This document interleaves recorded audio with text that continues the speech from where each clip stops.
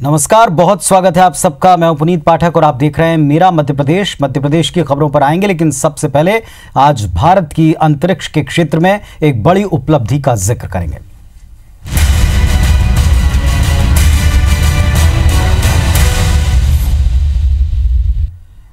आज भारत ने अंतरिक्ष में एक और कारनामा किया, महाशक्ति बनकर उभरा है।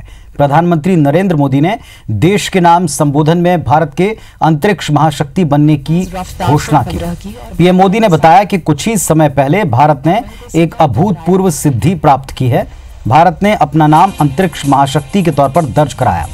दुनिया के 3 ही देश अमेरिका, रूस और चाइना ये उपलब्धि हासिल कर पाए थे। अब इस पंक्ति में भारत भी शामिल है। अंतरिक्ष में 300 किलोमीटर दूर लो ऑर्बिट, अर्थ का जो लो ऑर्बिट है, इसमें सैटेलाइट को मार गिराया गया। ये एक पूर्व निर्धारित लक्ष्य था और 3 मिनट के भीतर इस लक्ष्य को हासिल किया। मिशन शक्ति इसका नाम था। बेहद कठिन ऑपरेशन रहा जिसमें सफलता अर्जित की गई। जीवन शैली का सबसे अहम हिस्सा आज अंतरिक्ष बन चुका है। हमारे आसपास अलग अलग कृत्रिम उपग्रह हैं, ये देश के विकास में योगदान दे रहे हैं और ऐसे में अंतरिक्ष में किसी भी अनवांटेड सैटेलाइट को मार गिराने में अब भारत भी सक्षम है। सामरिक के साथ साथ इसके कई अन्य क्षेत्रों में बड़े महत्व हैं।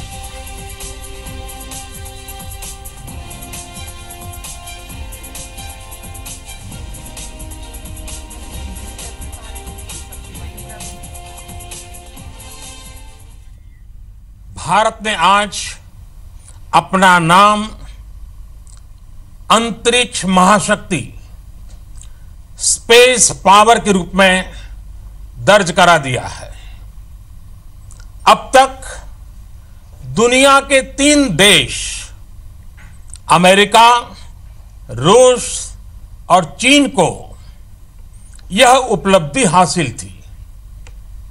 अब भारत चौथा देश है जिसने आज यह सिद्धि प्राप्त की है। हमारे वैज्ञानिकों ने अंतरिक्ष में, स्पेस में 300 किलोमीटर दूर LEO, लो अर्थ ऑर्बिट में एक लाइव सैटेलाइट को मार गिराया है। इधर कांग्रेस के राष्ट्रीय अध्यक्ष राहुल गांधी ने इस पर ट्वीट किया। राहुल गांधी ने कहा, बहुत अच्छे DRDO, हमें आपके काम पर गर्व है। मैं प्रधानमंत्री को वर्ल्ड थिएटर डे की बधाई देना चाहूंगा। राहुल गांधी के साथ ही समाजवादी पार्टी प्रमुख अखिलेश यादव ने भी इस पर प्रतिक्रिया दी। उन्होंने कहा, मोदी घंटे भर तक टीवी पर रहे, उन्होंने देश का ध्यान जमीनी मुद्दों से हटाया। अखिलेश यादव ने प्रधानमंत्री नरेंद्र मोदी पर आरोप लगाया कि उन्होंने भारत की एंटी सैटेलाइट मिसाइल क्षमता पर राष्ट्र को संबोधित कर जमीनी मुद्दों पर से देश का ध्यान बांटा है। अखिलेश ने लिखा कि पीएम मोदी आकाश की ओर इशारा कर बेरोजगारी, ग्रामीण संकट, महिला सुरक्षा जैसे जमीनी मुद्दों पर से देश के ध्यान को हटा रहे हैं।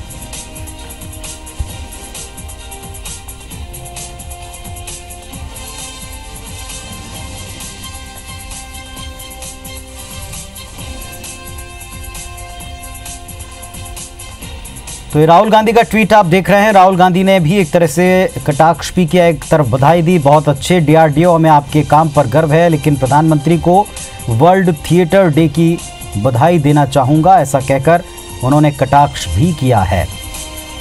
दूसरी तरफ अखिलेश यादव ने भी ट्वीट किया और ट्वीट करके देश का ध्यान बाकी के असल मुद्दों पर से हटाया। ये आरोप प्रधानमंत्री पर वो लगाते नजर आए ट्वीट के जरिए।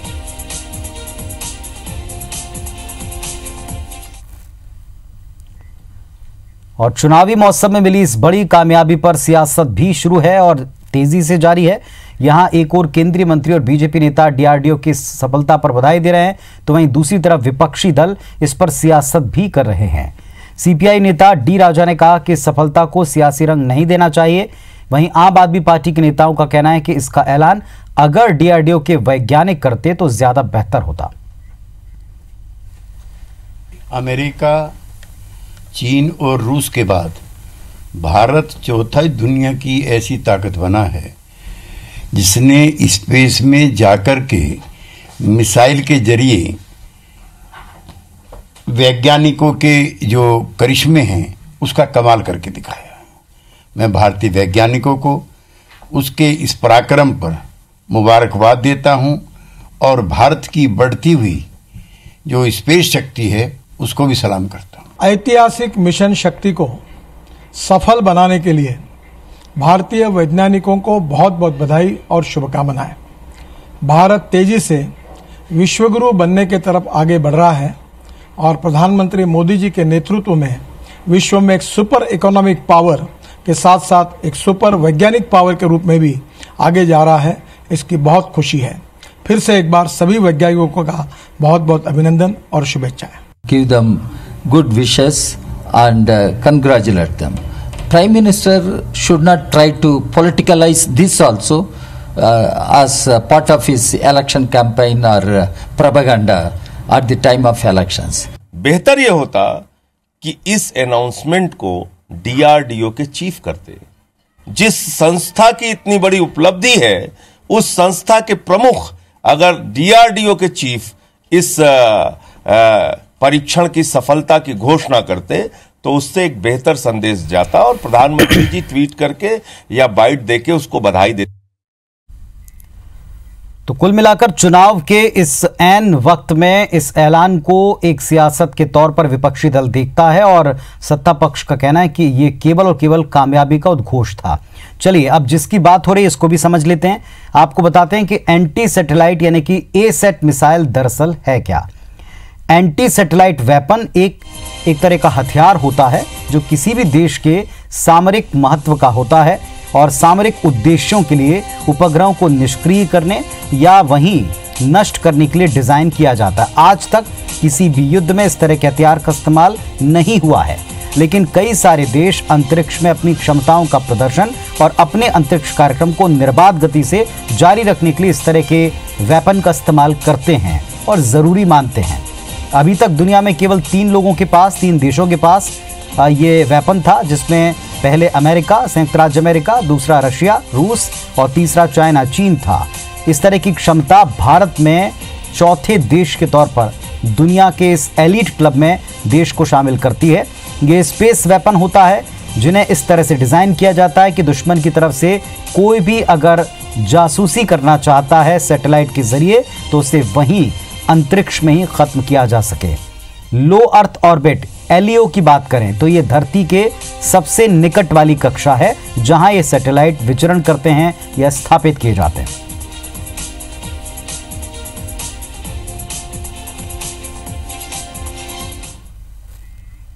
और प्रियंका गांधी इस समय अमेठी में है, संबोधित कर रही हैं, आपको लिए चलते हैं वहां। आप प्रचार करेंगे, उनके खिलाफ प्रचार करने जाएंगे।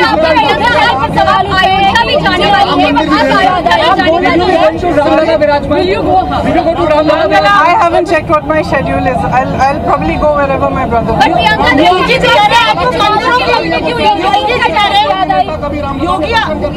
योगी आदित्यनाथ कह रहे हैं आपको मंदिरों की याद सिर्फ चुनाव में आती है, उसके बाद मंदिर कभी आप चक्कर नहीं उनको क्या मालूम कि मैं क्या करती हूँ? स्मृति ईरानी उनको क्या मालूम कि मैं मंदिर जाती हूँ नहीं जाती हूँ चुनाव के समय या नहीं? उनको मेरे बारे में क्या? बीजेपी ये कह रही है कि 4 पीढ़ियों से कांग्रेस पार्टी गरीबी हटाओ का नारा दे रही है, ये भी एक ब्लॉक है और ये 4 पीढ़ियों से कर रही है। इंदिरा गांधी से लेकर अब तक कहा जा रहा है। प्रश्न क्या है? प्रश्न की क्या वाकई ऐसा है? बीजेपी हटाओ का नारा देते हैं, आप गरीबी हटाते नहीं है। कांग्रेस का यही सिर्फ नारा चुनावी नारा रहता है, गरीबी नहीं। तो आप कह रहे हैं कि हिंदुस्तान में आज तक कोई गरीबी हटी नहीं है, ये कह रहे हैं? बीजेपी कह रही है। बात कही है कि आप लोग So it's not true what they're saying. All you have to do is look around you. how big is the issue? Obviously, all the problems have not been solved. Obviously, some people are still poor. A large part of people are suffering. But there is a lot of work that has been done. Evidence of it, by the way, is what you've seen today. That's evidence of the progress that has come from the work of the Congress in the last 60 years. What according to you will be the defining issue of 2019 elections? What according to you will be the defining? I think the defining issues are that farmers are suffering. They have got no help from the government. तो Bhopal Lok Sabha seat से कांग्रेस प्रत्याशी दिग्विजय सिंह ने मोर्चा संभाल लिया है। आज प्रदेश कांग्रेस दफ्तर में कार्यकर्ताओं की बैठक ली, जिसमें कहा कि भोपाल सीट पर पिछली तमाम हार के कारण गुटबाजी रही। दिग्विजय सिंह ने कहा कि इस बार चुनाव दिग्विजय नहीं बल्कि कांग्रेस पार्टी लड़ेगी। दिग्विजय सिंह ने चुनाव के दौरान बैनर पोस्टर पर खुद की तस्वीरें लगाने से कार्यकर्ताओं को मना किया। साथ ही ये कहा कि वो दिग्विजय सिंह के नारे न लगाएं बल्कि कांग्रेस के नारे लगाएं। दिग्विजय सिंह ने कहा कि भोपाल में कांग्रेस के लाखों कार्यकर्ता हैं जो घर घर तिरंगा झंडा लगाएं। उन्होंने ये भी कहा कि कांग्रेस कार्यकर्ता अपने परिवार और आस पड़ोस का वोट दिलवा दें तो वैसे ही जीत जाएंगे। दिग्विजय सिंह ने बैठक के बाद एक प्रेस कॉन्फ्रेंस भी की, जिसमें उन्होंने संघ पर निशाना साधा। कहा कि वो हिंदू हैं और अगर संघ हिंदूवादी संगठन होने का दावा करता है तो उनसे बैर क्यों रखता है। दिग्विजय सिंह ने यह भी कहा कि बीजेपी उनके मुकाबले किसी को भी उतार दे, कोई फर्क नहीं पड़ेगा।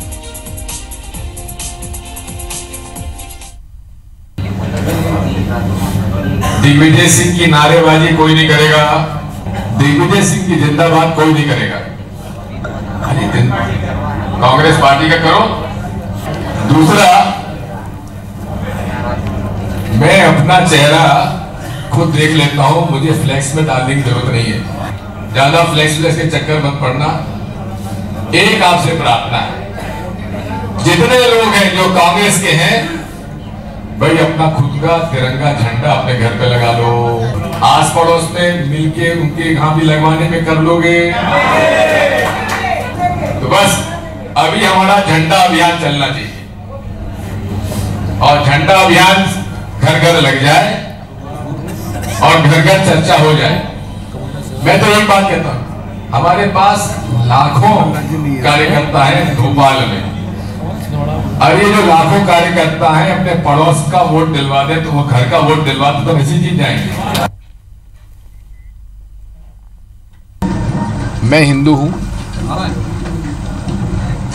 संघ अपने आप को हिंदू का संगठन कहता है, कहता हम राजनीति में नहीं है, कहता ही नहीं कहता है, सांस्कृतिक संगठन है।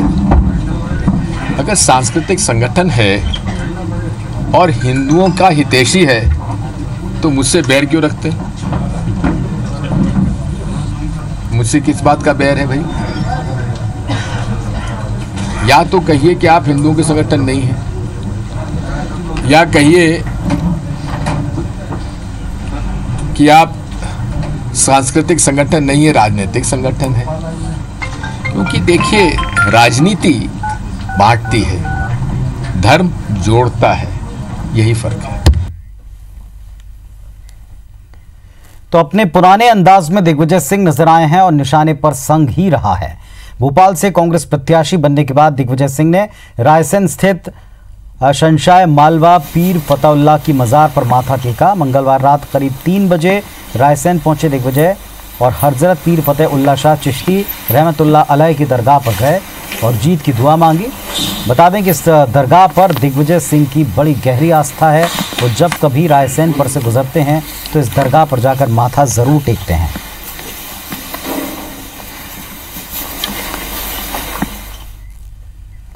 बीजेपी का साथ छोड़कर कांग्रेस का हाथ थामने वाले सरताज सिंह ने कांग्रेस पार्टी पर सवाल उठाए। उन्होंने कहा कि कांग्रेस में माहौल कैश कराने के लिए संगठन की कमी है, जो कांग्रेस की सबसे बड़ी कमजोरी है। प्रियंका गांधी को लेकर उन्होंने कहा कि प्रियंका का असर तो पड़ेगा लेकिन ज्यादा नहीं। हालांकि उन्होंने यूपी में कांग्रेस को फायदा होने की बात भी कही। सरताज सिंह ने बीजेपी संगठन की तारीफ की। कहा कि बीजेपी की राजनीति केवल चुनाव के समय नहीं चलती बल्कि पूरे 5 साल चलती है और यही बीजेपी की असल ताकत है। इसी कारण कांग्रेस का जनाधार ज्यादा होने के बावजूद बीजेपी आगे निकल गई। कांग्रेस में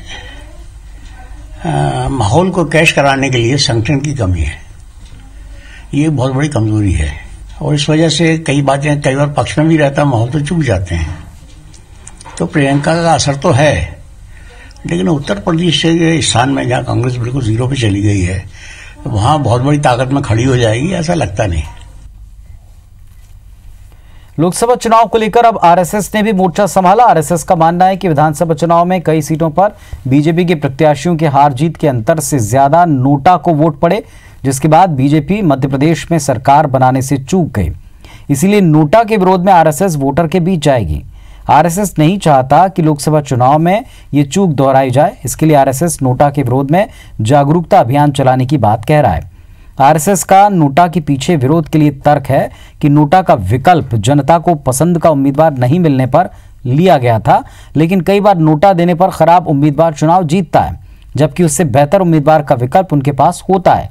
आरएसएस ने कहा कि वो जनता को नोटा के बजाय कम बेहतर उम्मीदवार पर वोट करने के लिए प्रेरित करें। मताधिकार लोकतंत्र की मूल आत्मा है। प्रत्येक व्यक्ति को संविधान निर्माताओं की इस मंशा का पालन करना चाहिए। लोकतंत्र की रक्षा के लिए अगर मत नहीं डाले जाएंगे तो मताधिकार देने का मूल उद्देश्य ही समाप्त हो जाएगा। इसलिए संघ के स्वयंसेवक घर घर जाकर ये आग्रह करते हैं, प्रत्येक चुनाव में करते हैं कि मत जरूर डालें। कांग्रेस अध्यक्ष राहुल गांधी ने कांग्रेस की सरकार बनने पर गरीबों के लिए न्यूनतम आय योजना लागू करने का ऐलान किया, जिसे चुनाव के लिहाज से मास्टर स्ट्रोक बताया जा रहा है। वहीं इस योजना के लागू होने को लेकर संशय भी है, लेकिन इस तरह की योजना इंदौर में कुछ साल पहले ही जमीन पर उतारी गई। एक एनजीओ के किए गए इस प्रयोग के परिणाम भी बहुत अच्छे रहे।